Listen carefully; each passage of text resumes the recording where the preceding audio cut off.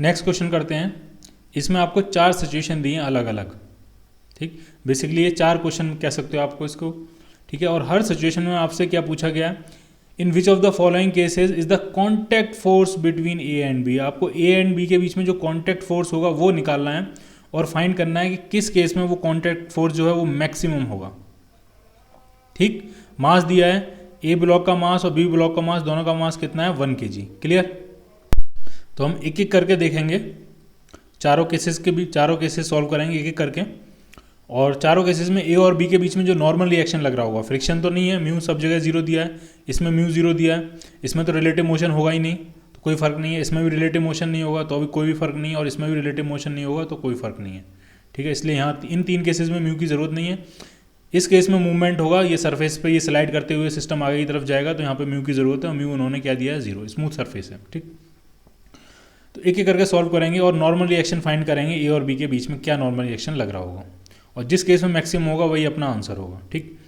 तो ये पूरा सिस्टम अगर हम देखें, इस पूरे सिस्टम पे कितना हॉरिजॉन्टल फोर्स लग रहा है 30 न्यूटन। क्लियर है। फ्रिक्शन वगैरह कुछ है नहीं तो कोई अपोजिशन का कोई फोर्स नहीं है, तो इस पूरे सिस्टम का एक्सेलरेशन कितना होगा। तो मान लिया अगर इसका एक्सेलरेशन ए है तो क्या लिखेंगे, net force is equal to system का net mass into acceleration. Net force system पे कितना लग रहा है 30 न्यूटन, टोटल मास कितना है तो 1 kg प्लस 1 kg 2 kg है, और एक्सेलरेशन कितना है ए, तो ए कितना आ गया आपका, ए आपका आ गया 15 मीटर पर सेकेंड स्क्वायर। क्लियर, ठीक है। अब जरा किसी नॉर्मल रिएक्शन अगर फाइंड करना है ए और बी के बीच में कितना नॉर्मल रिएक्शन लगेगा, तो हम ए या बी में से किसी एक का फ्री बॉडी डायग्राम बना सकते हैं। तो मैंने मान लिया बी का बनाया फ्री बॉडी डायग्राम, तो बी पे इस तरफ से कौन सा फोर्स लग रहा होगा, इस कॉन्टेक्ट से कौन सा फोर्स लग रहा होगा, तो वो लग रहा होगा नॉर्मल रिएक्शन, जो किसने लगाया होगा, ए ने लगाया होगा। Reaction on normal reaction on B due to A. बाकी एम जी नीचे लग रहा होगा, एक ग्राउंड से नॉर्मल रिएक्शन लग रहा होगा, वो हम नहीं लिखते हैं क्योंकि हम हॉरिजॉन्टल डायरेक्शन का मोशन देख रहे हैं, और इसकी वजह से इसका एक्सेलरेशन इस डायरेक्शन में कितना है, तो वो आया है 15 मीटर पर सेकेंड स्क्वायर, और कोई फोर्स हॉरिजॉन्टल डायरेक्शन में नहीं लगेगा, ठीक। ये ब्लॉक बी है। तो net force is equal to mass into acceleration, net force है normal reaction is equal to mass, mass कितना है, मास है 1 kg और एक्सेलरेशन कितना है 15, तो नॉर्मल रिएक्शन जो आ गया वो आ गया 15 न्यूटन।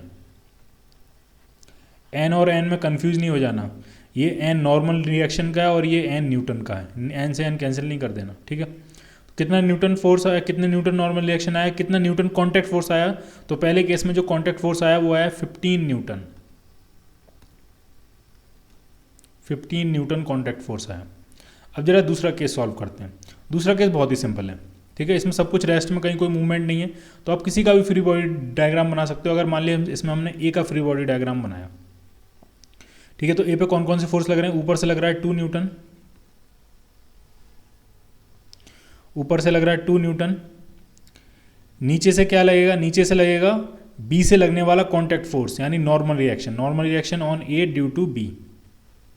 वैसे मैं उसको यहाँ से दिखाता हूँ, लेकिन अभी यहाँ से एक फोर्स और लगाएंगे तो थोड़ा कॉम्प्लिकेटेड ना हो जाए डायग्राम, इसलिए मैंने वहाँ से दिखाया उसको। और कौन सा फोर्स लग रहा होगा, उसका वेट 1 kg है, तो 1 kg का वेट होगा 10 न्यूटन, ठीक। तो अगर हम इसकी इक्वेशन लिखें तो ऊपर की तरफ सिर्फ एक ही फोर्स लग रहा है नॉर्मल रिएक्शन, और नीचे की तरफ कितना फोर्स लग रहा है 10 + 2 यानी 12 न्यूटन। तो दूसरे केस में जो नॉर्मल रिएक्शन आया ए और बी के बीच में वो कितना आया 12 न्यूटन, ठीक है। तो यहाँ कितना आया, यहाँ आया 12 न्यूटन।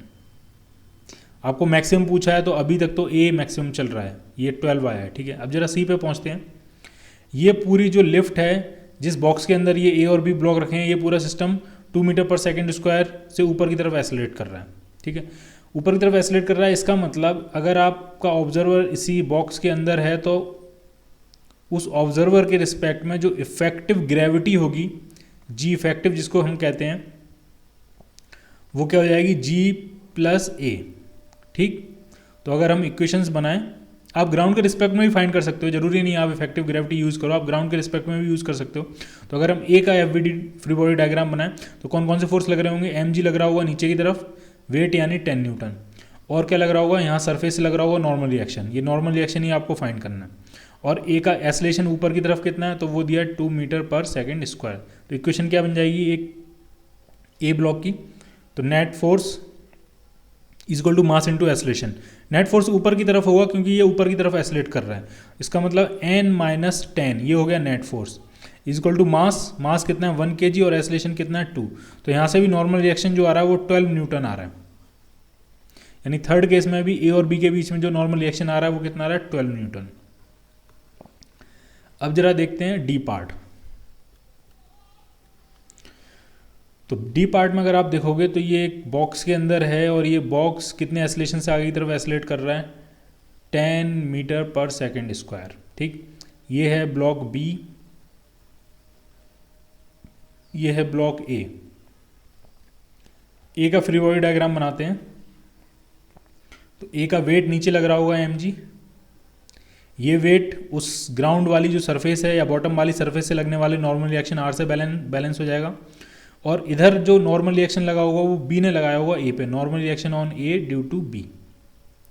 और हॉरिजेंटल में इसका एसलेशन कितना है तो वो है 10 मीटर पर सेकेंड स्क्वायर। वर्टिकल में तो नेट फोर्स जीरो होगा, R equal to M G हो जाएगा। हॉरिजेंटल में नेट फोर्स जीरो नहीं है, हॉरिजेंटल में वो एसलरेट कर रहा है, तो हॉरिजेंटल में सिर्फ एक ही फोर्स लग रहा है, वो क्या है नॉर्मल रिएक्शन। तो force is equal to mass into acceleration. Force हमें फाइंड करना है, मास कितना 1 kg, एसलेशन कितना दिया 10, तो ये फोर्स आया 10 न्यूटन। यानी यहाँ पे जो नॉर्मल रिएक्शन होगा थर्ड केस में वो कितना आ रहा है 10 न्यूटन। तो आप खुद ही कंपेयर कर सकते हो मैक्सिमम किस केस में है, तो मैक्सिमम ए वाले केस में है और वो कितना है 15 न्यूटन। क्लियर।